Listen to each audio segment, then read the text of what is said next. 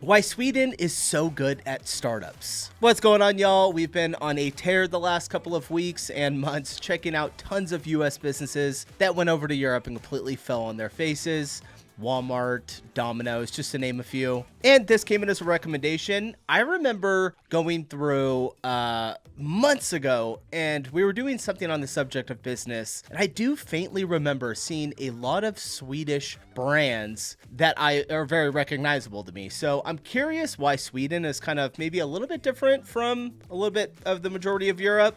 I know that there are some great businesses that come out of Slovenia, a lot of tech. Poland's got some as well, UK, of course, Germany, cars. But what sets Sweden apart from the rest? This one's coming from TLDR News EU. I'm pretty familiar with this company, so without further ado, let's just hop right in. As you might already know, Europe doesn't do that well with startups. In the 50 years between 1975 and 2025, for instance, Europe produced just 14 homegrown companies worth over $10 billion. In the same time, the US produced 241. Similarly, at the start... Wait, hold on. What was the time frame for this? That's pretty crazy. I didn't know it was that big. Startups. In the 50 years between 1975 and 2025, for instance, Europe produced just 75 to 14 2025 homegrown companies worth over $10 billion. In the same time, the US produced 241. Okay. Similarly, at the start of last year, the US hosted nearly 700 private companies valued at over $1 billion, colloquially known as unicorns. The EU, meanwhile, had just over 100, although that number has grown a fair bit in the 18 months since. One notable exception, however, is Sweden. Sweden has produced a remarkable number of unicorns, including big names like Spotify, Klarna, and Izettle. I was going to say, I knew that music was going to be mentioned. We did a music reaction to some of the top Sweden songs from way back when. I think over the past like 30 Swedish songs, my bad. And yeah, it was a plethora of Swedish companies that claimed a ton of the music. But yeah, nonetheless. All right, let's keep going. And now hosts a bunch of Europe's biggest AI companies like Sana, Legora, and Lovable. On a per capita basis, Sweden consistently churns out more unicorns than any other European country, apart from maybe Iceland. So, in this video, we thought we'd try to figure out why Sweden does so well with startups, and what lessons there might be for the rest of Europe.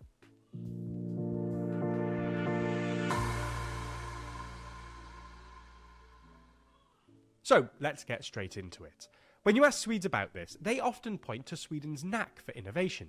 To be fair, Sweden does frequently top the EU's annual innovation scoreboard, and last year the World Intellectual Property Organization ranked Sweden second in innovation, only to Switzerland, and just ahead of the US. This is in some part a reflection of Sweden's impressive education system. In Sweden, university is free, and students can get loans for living expenses. Today, Sweden's workforce is impressively well educated. 1/3 of the population and more than half of the people between 25 and 34 have some form of higher education, which has given way to higher levels of innovation. Sweden was also ahead of the curve on digital technology. In the 1990s, as part of a wider liberalisation drive, the Swedish government introduced tax incentives for corporate tech investment, digitised some public services, and invested heavily in fibre optic internet. By 2005, about 75% of homes had a computer, and Sweden was one of the world's most digitally connected countries. This has helped Sweden's tech... I think I've heard that before, right? Also, I think it's Estonia, which is right there as well, also has like amazing internet coverage. I think we just saw that a couple of weeks ago, to punch above its weight, a trend that has continued into the AI era. But these reasons don't feel like they fully explain Sweden's unique outperformance.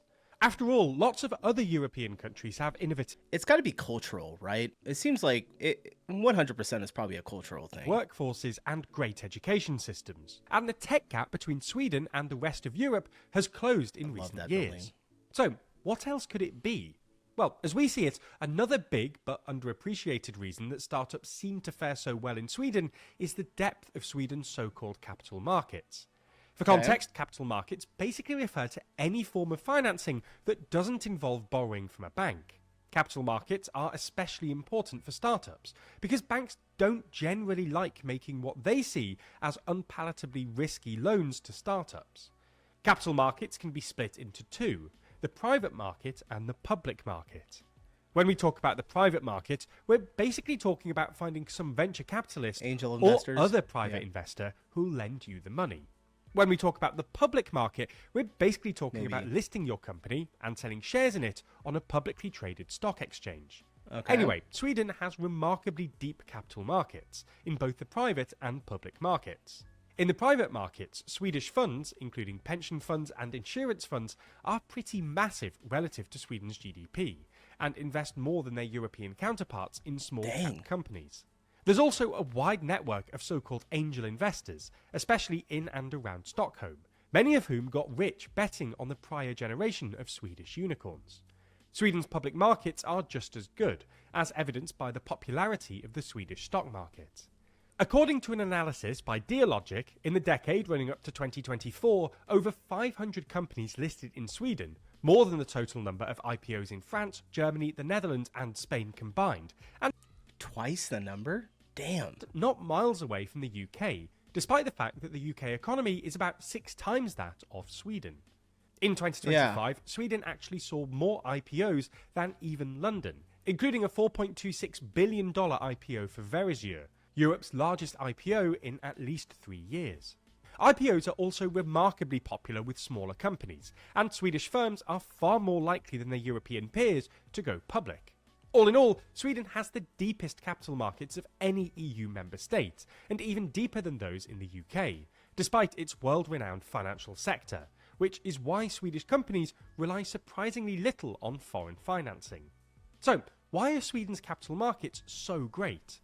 Well, the fundamental reason seems to be that Swedish households are far more likely than their counterparts in the rest of Europe to actually invest their savings. Swedish households invest over half of their savings in stocks, more than twice the average in the euro area, whilst keeping just 19% of their assets in cash, the lowest in the EU. Did he say they put half of their savings in stocks? Invest over half of their savings in stocks, more than twice. Damn, that's crazy. I don't even do that. Wow. Twice all right. the average in the euro area, whilst keeping just 19% of their assets in cash, the lowest in the EU. I'm like completely flipped. I do about 20% invested and then I keep about 80% saved. For Swedish savers, who generally see better returns on their savings than other Europeans sitting on cash, and great news for Sweden's capital markets. So, why are Swedes so keen on investing? Well, it's in part because Swedes are pretty financially literate, and thus more aware of the fact that they'll get better returns by investing in stocks rather than sitting on cash. A World Bank study from 2018...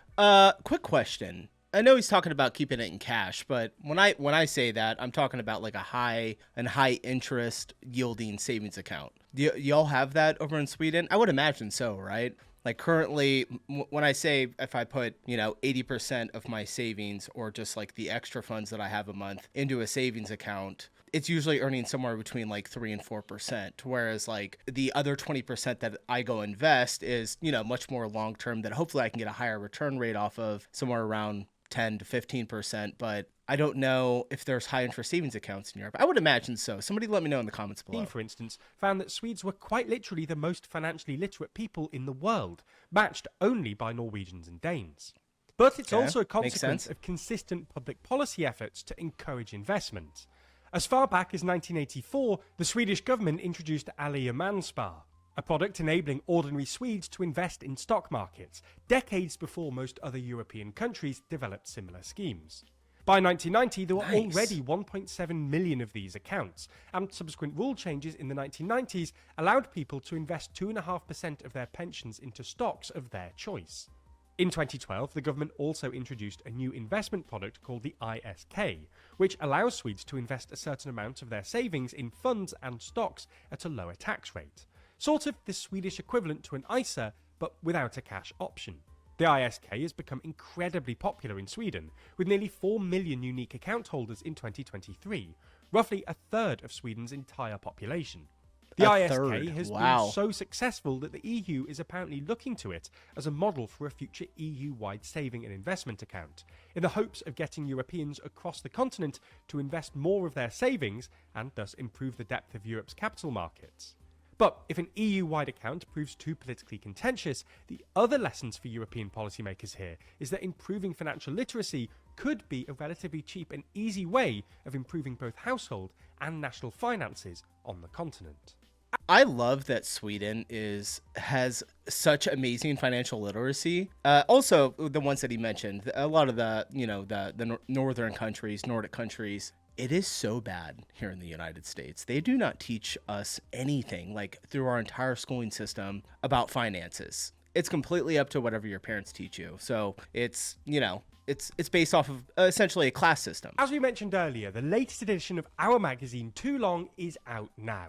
And if you subscribe using code TLDR26, then you'll get £4 off your first copy, bringing the price as low as £3.99, our lowest ever price, as well as getting you 20% off every future issue as long as you stay subscribed. Speaking of future editions, let me show you for the very first time this summer's edition of the magazine, currently entitled Trump's Rules of War.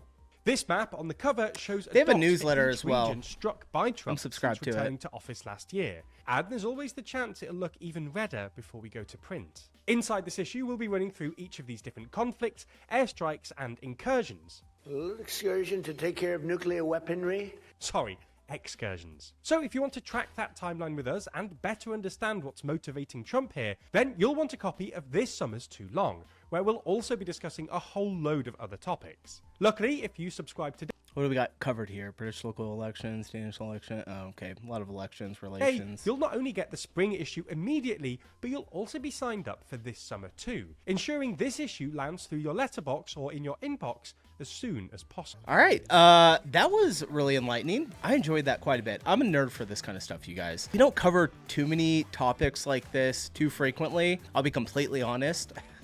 Not a lot of people watch them. So if you did, if you enjoyed this video, I absolutely loved it. Smash the like button on your way out, and I'll see y'all in the next one. Peace.